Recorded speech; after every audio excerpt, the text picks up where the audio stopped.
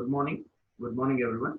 So today we are going to start with the design of industrial roof trusses, how they're going to be designed, right? And what are the main functions of using these roof trusses, right? What are the applications and what are the loads carrying on these roof trusses? Everything we will let know here. Okay. So the picture, what you are observing here is a PEB structure, which is called a pre-engineering building structure. So here, instead of a truss, so there is straight away an I-beam, which is using as a top chord of the main truss member. Okay, so which are connected laterally with another beam. So these beams are called the purlin. So which we are talking about design of purlin, isn't it? So even in the roof trusses, we are going to design even the purlin also as like a beam. Okay. Yeah. So basically, industrial buildings, in the sense, it may be found in steel plants. So what are the industrial buildings? So usually we find these industrial buildings in steel plants, automobile industries, light industries, utility and process industries, thermal power plants, warehouses, assembly halls, right? Big auditoriums, storage galleries, and some kind of augers, right? So these are the places where we use these industrial buildings. So why we particularly use these kind of roof trusses for these special applications? Why? Because these buildings require a large column-free areas. Why? Because when you go for industries, so there will be a lot of huge equipment takes place, and there will be a lot of movement and production is going to be happen. So by that, there should have a lot of column-free areas to be there with respect to width and with respect to height. So by considering these two main dimensions, so people go for this column free structure as like a roof trusses. So interior columns here, the walls and partitions are often eliminated or kept to the minimum. So that is how there is no interior columns will be placed within the roof industrial buildings. Why? Because we are calling it as a column free structure. So there won't be any kind of interior columns. There will be only an end columns on either side of the roof truss. So the adequate headroom for an overhead traveling crane can be required. So coming to your industrial buildings, there will be a lot of transportation of materials from one place to other place. So where they use the gantry girders over there. So that gantry girders move avalente, definitely you should have a lot of headroom for overhead crane traveling. So that is how the industrial buildings are majorly used for these applications. Okay, you can see a picture over here, so which is called airport hangar. So what do you mean airport hangar? So you all know even aeroplanes or helicopters or a big air-based vehicles, they are supposed to be parked in a shed, right? Or they are supposed to be maintained. So they can't maintain on an open space. Okay, so they should be maintained in some area. So that area is called a hangar. Okay, this is called airport hangar, where uh, aeroplanes and all these air vehicles are going to be maintained at this location. So when you want to accommodate the space for airspace or aircraft, okay, so or aeroplane, so what space it required? It required lot of huge width, isn't it, with respect to the height. So that's how they're gonna use these kind of airport hangars. So like kind of roof trusses they're gonna use over here. And coming to planning and design of industrial buildings, so the industrial buildings are going to be planned based on these categories. This is what a structural engineer should look after when they are designing these kind of industrial buildings. So first they have to select the roofing and wall material. So what kind of roofing they have to go with, right? So that all they're gonna go through first, and then bay width. What do you mean bay? Bay width is nothing but opening. Okay, what is the type of opening should be there? So for what purpose you are going to use this kind of roof industrial building anedi? So the second category. Second one, third one, selection of structural framing system. So what kind of structural framing to be made up with? I will let you know different structural framings available. And what type of roof trusses are going to be provided. There are different types of roof trusses available. So this is one of the important theoretical question even for your external point of view. And purlins, guts, and sag rods. So what are the sag? The sag is nothing but it is a tie member which is provided at the center of the roof truss. Okay, and gut is also a beam which is going to support the masonry wall. Okay, that gut is also a beam. Purlin is also a beam which is supporting the roof trusses. and bracing system to resist lateral loads. As the major industrial buildings are subjected to huge wind forces, so by that all your building is supposed to be braced in its lateral direction. Okay, so due to wind, so all these lateral forces will be more. So by that your whole trusses, even the column members are supposed to be braced properly. And the last one is gantry girders, columns, base plates, and foundations. So what do you mean gantry girders? Gantry girders are the major beam elements which are going to carry the other minor beams. So you have to design the column. So there will be columns even in the industrial buildings, base plates to transfer load from column to the foundation, and you have to design the foundation also. So this is what the planning and designing of the industrial buildings where an structural engineer is supposed to be followed, right? And what is the selection of roofing material? So when we are going to discuss one by one, so the roofing system, roofing material are supposed to be selected based on the different types. So the roofing choices affects the type of roof depth, the type of purlin used and purlin spacing, deflection of secondary structural member, roof pitch, and drainage requirements. See, the type of roofing what you are going to use, it's going to affect the other parameters also. By that, roofing material what you are choosing is very, very important. Let me show you what are the different types of wall materials and roofing materials available. So let me show you the wall material over here. The following items should be considered while selecting the wall material. First one, anyway cost. Second one, interior surface requirements. Third one, aesthetical appearance. Fourth one, acoustical and dust control. Maintenance undali, ease and speed of erection undali, insulating properties undali, fire resistance undali. So because we are going to use all these materials for industries, industries may subject to lot of pressure, lot of temperature inside. So by that, the selection of material will always leads with the different properties. Okay. So let me show you different types of roofing systems available and even the wall materials available. So they are steel decking or cladding can be make use. So these are the basic components where they can use for wall and even for the roofing system. So steel or aluminum deck can be used, thermal insulation can be used, and membranes. So these are the three major components which are going to be used for aluminum decking. What do you mean aluminum decking? Decking is nothing but making a floor within the building. So in the industrial buildings, you may see even a different floors also. Okay, so that every floor is going to be supported with kind of a material. So they're going to use these kind of material for flooring. They won't go for RCC slabs over there. Okay, so they use these materials for roofing or flooring materials. Okay, and you can see the typical profiles of roof decks. So this is how the deck is going to be provided. Deck and the flooring. Okay, so like that, this is the way how they are going to provide the decks in the industrial buildings. And what are the advantages of metal roofing? So when you are providing these metal roofings instead of RCC deck, so the material is more durable as because the standing seam roof handles thermal shock, okay, through its concealed sliding clip system. So that is the reason why we use metal roofing instead of RCC roofing in industrial structures. And one more thing, it is light in weight. Okay, when it is more in span, as we are talking that there is a column free structure, when the span is huge, the solid RCC slab will have more weight.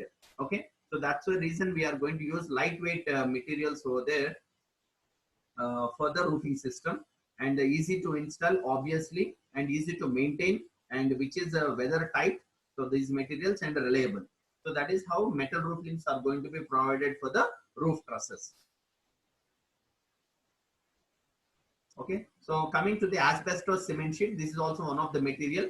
So you might seen these materials in normal roofing systems, right? So this is made up of cement. So cement sheets and matter.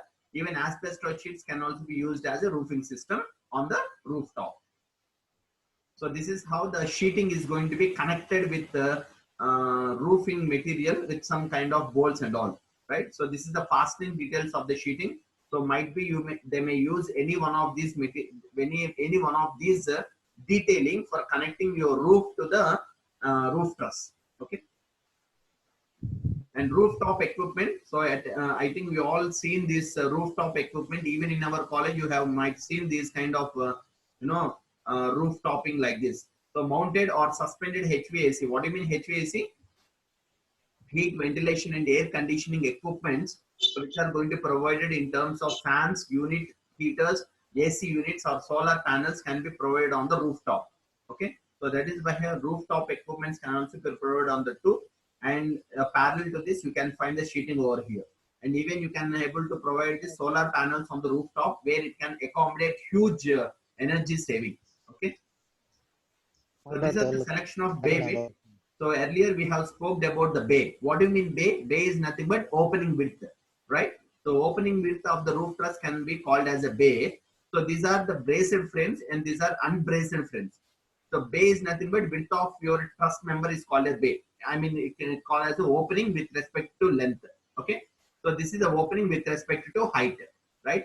So these are braced frames. What do you mean braced frames? These are the roof trusses which are braced.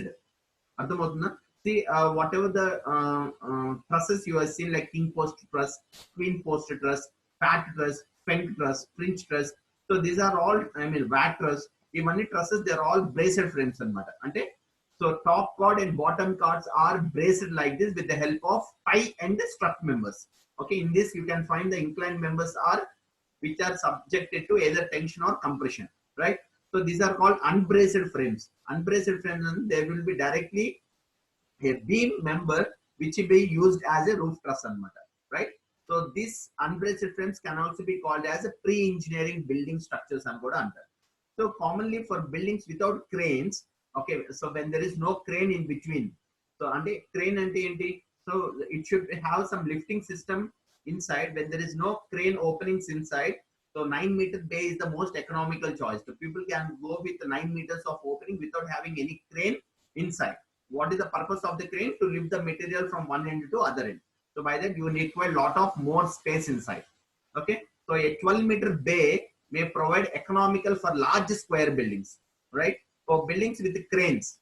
So obviously, if there is any crane in between the in building, so though the bay widths in the range of 4 meter to 8 meter provide economy, truss spans may range from 10 meters to 25 meters. So when there is a crane inside your industrial building, you have to go with the 10 meters to 25 meters of the opening, which is going to be an economical span. Okay, economical width. So this is what bay width. So people have to choose which bay you have to provide and which kind of roof trusses you have to provide based on the economical of the structure. So crane and just I will show you one picture. So what do you mean crane? Crane and it's a gantry girder and matter. Okay, let me show you one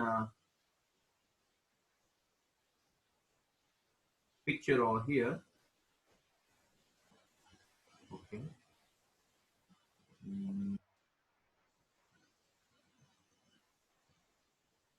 Sorry, I didn't open the screen, I think.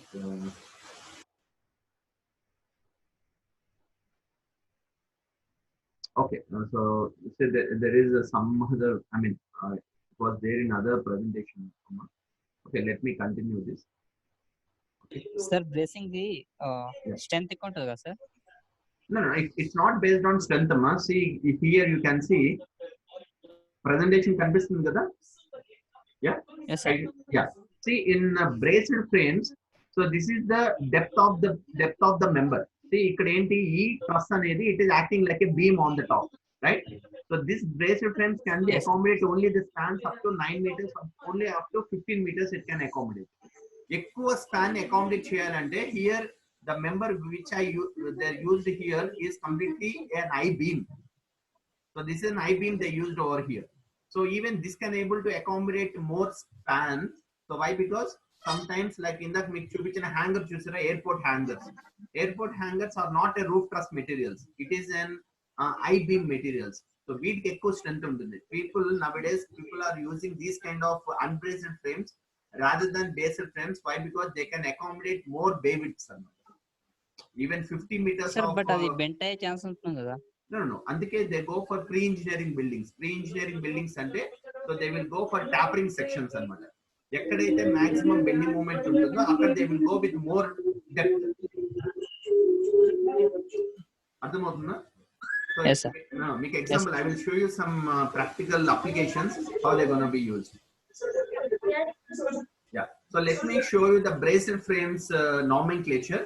So these are very, very important. So just you can see here the purlin. Purlin is all the members which are connecting the two main top chords of the roof trusses, isn't it? So there is a ridge strut. What do you mean strut? Strut is a compression member. So this is the center portion of the roof truss. Center portion of the roof truss will consist. This is called as a ridge, right? So next, roof bracing. On the top of the roof, purlins are supposed to be braced laterally. Why? Because they are subjected to wind forces. Eave strut. Okay, this member is called as the eave strut. So which is also subjected to compression. And these are all wall bracings. So due to lateral force, even walls are also supposed to be braced in between the beams. So manam gut and maatladutunnam kada, gut is also a beam. So here, what is the purpose of the gut? Gut is supporting the masonry wall. So sometimes in buildings you may see, I mean, the faces are supposed to be constructed with the help of a wall. So mottam wall manam construct cheyalem. What they do, they will place a beams on the top of the beam. They will construct the wall. So here the beam which is supporting the masonry wall is nothing but the girder, right? So this is the braced beam and this is the bend. Okay, so this is the main roof truss material. So this is called truss, right? So this is how the nomenclature of the braced frames looks like. So let me show you how the unbraced frames also looks. So this is the elevation of the braced frame. So this is the opening, which we call it as a span, and this is the column, right? These are the bracings on the top of the roof truss. See, bracings are very, very important when your building is having more in height and more in width. Okay, so by that, this dotted line is showing you that the bracing is placed completely on the circumference of your building, right? Vertical columns ki bracing chestaru, roof top ki bracing chestaru. So this is the roof truss, and here you can see the top plan of the roof truss of two roof trusses. See, below the roof truss there is the beams are provided, which is are in the form of a major beams, right? So if the buildings is lengthy, every fourth or fifth bay is braced. So on the top of the roof truss, bracing is mandatory when the building length is more, okay, and every fourth or fifth bay is supposed to be braced. So that is the importance of the bracing. So when you are having only 3-4 bays, no need of doing any bracing system. Okay. So here one important point: braced frames are efficient in resisting the loads and do not sway. Okay. So due to lateral forces, your buildings usually sway in a lateral direction. So the main purpose of providing bracings is to control the sway of the building. So functions of the bracings. So that's what we discussed. So you can go through that. So here, this is the example of the braced frame, right? So braced frame in the sense, see, you can see the top chord and this is the bottom chord. Top chord and bottom chords are braced with the help of your structural elements, I mean members. So here they used angle as a member which is connected to the gusset plate. So sir, you can make consistent the gusset plate. So let me use the pointer and you can see clearly. See, this is the point. So where you can see the gusset plate, the gusset plate which is connected to 3 different members. Okay, so these members are called braced members. So these members are subjected to either compression or tension. That's why these members are called as a strut or a tie members. Okay, so this horizontal member is called a bottom chord, and this top member is called as a top chord, and this portion is called as a ridge, isn't it? Right. So this is how the braced frame looks like. So methods to reduce bending moment in the column. So in the braced frames, you can even reduce the bending moment which is subjected to lateral forces. Okay. So how to reduce the bending moment in the columns? So you can able to provide knee braces exactly at the joint of the roof truss to the column, where you can reduce the bending moment at this particular joint. Okay. Understood? So at this point, you can reduce the bending moment in the columns. Okay. So why? Because you can able to provide the knee bracings at this particular point. So this is how you can able to reduce the bending moment in the column. You can see the practical picture. This is what the knee bracing.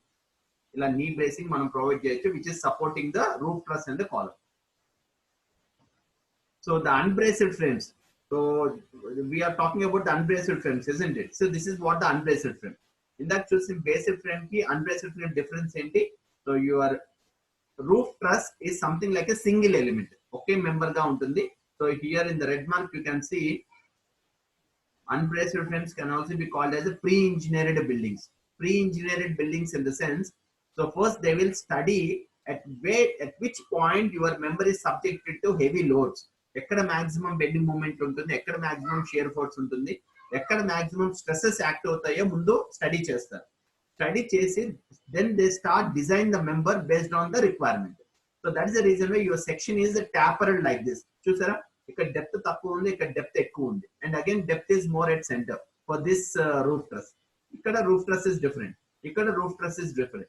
So that means it is pre-engineered before it comes to the real execution.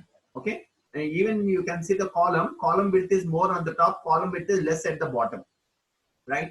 So this is how you can engineer the materials, so where you can structure is going to be economical structure ga avutund anamata. Okay, so you can find the different nomenclatures even in the unbraced frames also. Like you can see the roof purlin, you can see the ridge which is called as the top center, roof system, eave height, and even you can see the girts over here. This is called base spacing, right? So this is called the opening, right? So this is how unbraced frames looks like. So unbraced frame can also be called as a portal frames. See, in your structural analysis you are designing your portal frames, right?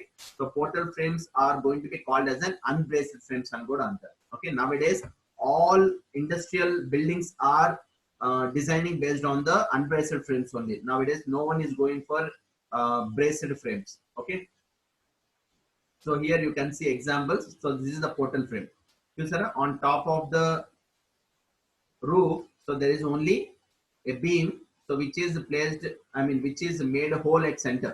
So why hole at center? Why? Because this is an economical section, so there won't be any stresses at that point where they can have a hole within the web itself. Okay, so mere voided slabs gurinchi vine untaru. Voided slabs. Why voided slabs? So because at portion where, Self-weight or the reduced cutting, sir. yeah, you can reduce the self weight also. Very good. So to reduce the self weight, you can able to provide even holes in between the girder member, in between the main girder member. Okay, so it doesn't make any fault to the structure. Why? Because so this is the point where there won't be any kind of stresses over there. So this is another portal frame. Okay, so which is unbraced frame. So this is how the unbraced portal frame will be look like. And here the joint is very, very important. So these are the joints where we discussed about the eccentrical connections. Okay, so here completely load will be an eccentrical load. And you can see the hinged portal frame. Hinged portal frame in the sense, so this is the portion where the hinge is going to be provided, right? So Chusara, yeah, this is the one. And different types of Sir, rafters. trusses ki, Yeah. sir, trusses ki wind load kuda design cheyali kada. Ventilator, Wind load, sir. yeah, Wind that's load what. kuda design consider cheyali kada. Lateral load and the wind load. So when you are Yes, sir. designing your roof trusses, it is supposed to be designed for wind load. So that is what about the lateral load. Other one is dead load, live load. So there is a load combinations on matter. Dead load, live load, dead load, wind load, live load, wind load, dead load, live load, wind load. So based on the load combination, which combination is having more load, for that load your trusses are supposed to be designed. Okay. And these are the different types of rafters. As I told you, in unbraced frames, there will be only the rafter. So that rafter is going to be placed on the top of your beams. So in that holes within the beam itself. So those beams are called castelled beams, right? So as discussed, to reduce the self weight of the beam, so they go with this kind of castellated beams, right? And other beams are also there, which is called as a latticed frames. మీరు ఎక్కువ railway stations లో ఇలాంటి లాటిస్డ్ frames చూస్తారు. So where the top and bottom members are supposed to be braced with the help of a pipes. Okay, and you can see the ducts also within the sheets. Okay, so I will show you practical pictures of them. So this is the hillside washer, how the washer is going to be connected with the column web, right? Yeah, so this is how the pre-engineering buildings looks like. Only there will be a rafter. Okay, there won't be any kind of bracings over there. So this is typical connection at the ridge at the center part of the roof truss. And this is the typical column rafter connection. So this is your rafter and this is your column. So this is how the column and rafter are going to be connected. So here you can see column which is connected to the foundation, right? So here you can see typical connection at rafter to purlin. So this is your rafter and this is your purlin. Purlin is the main beam which is supporting the two rafter materials, two rafter main members. Okay, so that is the meaning of purlin. Purlin definition what ikkada undi. Purlin and guts stand the distance between the primary building structure. So they support the roof and wall covering. So only 10 minutes left. So they support the roof and wall covering and distribute the external load to the main frames of the truss. Okay. So they also serve as a flange bracings for the rafters or the columns. So that's the purpose of the purlins and guts. So again, so the purlin and guts are also called as a beams. So whatever design steps we follow for normal beams, we can follow the same for purlin and guts. But additionally, there will be an additional loads to design for purlin and guts is wind load. Okay, wind load is an additional load apart from what regularly we design for the beams. Okay, let me show you some pictures. These are the different types of roof trusses available. Okay, so you can go through them. So every truss is having its own importance. Every truss can accommodate its own spans and matter. So in the other presentation, you can see which truss can be used for how much spans and you can able to see them. Okay. See, this is what the braced truss. So here you can see example where which is accommodating a huge column free space. See, as I told you earlier, so this is called cantilever trusses, so which are provided in all you in the railway stations. Okay, so these are braced. This is also a braced roof truss, which is a cantilever way. Okay, and different types of pitches of roof trusses. So pitches in the sense, pitch is called as a slope. So when you are going with the corrugated GI sheets, the pitch is to be provided is 1/3 to 1/6. 1/3 in the sense, so one is horizontal, one is vertical and 3 is horizontal. Okay, so in that way, the pitch is supposed to be provided. So pitch is the ratio of height of the truss to its span, isn't it? So pitch and meaning and height of the truss to its span, not height of the building. I'm talking about the height of the truss. Height of the truss, and let us take this is your truss. So pitch is nothing but height with respect to span. Okay, so this is called as a pitch. So pitch ante enta slope lo manam provide chestunnam roof truss anedi we call it as a pitch. So pitch of the trusses is based on the roofing covering. Okay, when you are providing a corrugated GI sheets, pitch is to be followed like this. For AC sheets, asbestos sheets, pitch is to be followed like this. So all these detailing was given in your IS 875 part 3. For designing your roof trusses, you have to follow IS 875 part 3 for designing your roof truss for wind load, especially. Okay, and here for the snow load, the pitch is 1/4. So which is going to be economical. Why? Because snow should always fall based on its self weight. So okay. So otherwise, what happens when your slope is very less? So that snow will deposit on the roof truss and itself will create lot of load on the roof truss. So that's why for snow loads, the pitches are different. And for flat roofs and trapezoidal trusses, the pitches are different. And for lapped shingles like wooden, asphalt, clay, and tiles roofing, so there the pitches are different. Okay, so this is how you need to follow. This was there in IS 875 part 3. Okay, no worries. So like this, even the depth of the trusses are also defined based on the different systems. For decking system, the depth is to be followed with a typical span of 3 meters and approximate span range is 1.5 to 4 meters. And the approximate depth is L/30. What is L? L is nothing but the span, and 3, span to depth ratio. So this is how the approximate depths are to be provided for different types of systems.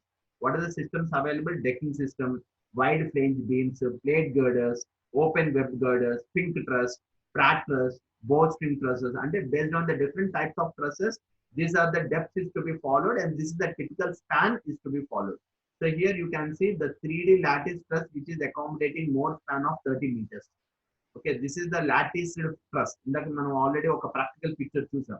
What do you mean lattice truss ante? Lattice truss is having one beam on top, other beam on the bottom, which is supposed to be braced. Okay, so that is how lattice truss, which can accommodate more span, so within the approximate depth like this, right? So this spacing is also given in the code itself. While discussing design of the roof trusses, I will explain all these formulas. Okay, so how to go with the spacing of the roof truss based on these conditions. This is all I will discuss while designing the roof trusses. Okay, now no need, because even if I explain you, you can't understand over here without having a code book in front of you. And there's the loads also. So based on IS 875 part 3, the live load is going to be taken like this. This is the live load which is acting on the roof trusses, which is approximately estimate as the weight of the truss going to be taken like this, 20 plus 6.6 times of the span of the roof truss. For welded trusses, your self weight of the truss is going to be taken like this. Okay, so this is the self weight of the trusses are supposed to be considered while designing your member for dead load, wind load, and live loads. Apart from that, even we have to consider the self weight of the roof truss also. Okay, so based on this formula. W stands for the self weight of the roof truss. Okay, as I told you, the load combinations, we have to go through these kind of load combinations for designing the roof trusses. Dead load, live load, dead load, snow load, dead load, wind load, wind load. Wind load is nothing but wind direction being normal to the ridge or parallel to the ridge, whichever is severe. So while what do you mean parallel to the ridge? What do you mean parallel to the ridge, and what do you mean uh, normal to the ridge? Where is the point? Yeah. See, when the wind force is acting like this, so this is your ridge point. Kada? Parallel and enti. So when it is acting like this, when your wind force is acting like this is parallel to the ridge, right? So when your wind force is acting like this is normal to the ridge. Normal and meaning in the perpendicular, right? So this is called the normal force, normal wind force, and this is called parallel wind force. So we have to design which wind force is severe. Based on that, your wind load is to be considered to design the roof truss. Okay, and dead load, imposed and live load plus wind load, which may not be critical in most of the cases. In the most of the cases, we go with a combination of dead load, live load, or dead load, wind load. Dead load, live load, wind load, so but But what happens when you unnecessarily go with these kind of combination, your structure will become uneconomical. Why? Because when you are considering more load, obviously your section dimensions will increase, which becomes uneconomical. So first you have to go through, is that essential in that particular structure, dead load, imposed load, live load, mood untai antene, you have to go with this combination. Otherwise, you can go with combination which is having slight loads like this. Okay. So these are the different cross sections of truss members are going to be used. Angle can be used in the roof trusses. T-beams can be used in the roof trusses. Hollow circle, pipes can be used, and hollow rectangular pipes can be used. So these four sections are used in the roof trusses where the structure is light sections. Within a light sections under. Heavy sections, and you can go with I section, channel section, which are going to be heavy sections. And built up sections, the section which is built on your own. So we'll go with a combination of two angles, combination of two C channel sections, combination of two I sections. So these kind of sections can be go for the build-up sections. Okay. So these are the regular sections which can be used. If you see our college canteen, so they used all angles and light sections. So lightweight sections. So which are used as a hollow pipes and angles can be used or used over there. Right. So these are the steps of the design of the roof trusses. So if you have a code with you, then I can explain you how to design the roof trusses based on the design steps. But here no need, while explaining the problem, I will go through stepwise how to design the roof trusses based on the code itself. Okay. So we have to follow this procedure for designing the roof trusses. And these are the steps. Okay, you can just go through after my class completes. Okay. So see, this is the fabrication drawing. So sorry, ఎంత clumsy-గా ఉందో. See, this is not that easy. See, for executing the roof truss, so if you see the fabrication drawing, see, by seeing this drawing, fabricator will prepare the roof truss. See how detailing was there in the fabrication drawing. So they understand this and they prepare the roof truss based on this specification. Okay, so that is how fabricators are playing a vital role in designing the roof trusses to carry these kind of heavy loads. Why? Because చాలా industrial structures fail అయిపోతాయి. Why? Because when they are not properly connected, when they are not properly designed based on the span, అంత huge spans without any column space ఉంది అంటే, so ఎంత care తీసుకోవాలి చెప్పండి design చేసేటప్పుడు. If you see assembly halls, any auditoriums, okay, so they are all designed in a proper way. So that is how fabricators play a vital role in designing the roof trusses with the proper following of the fabrication drawings. Okay, like so you can see the steel joists, how they're going to place.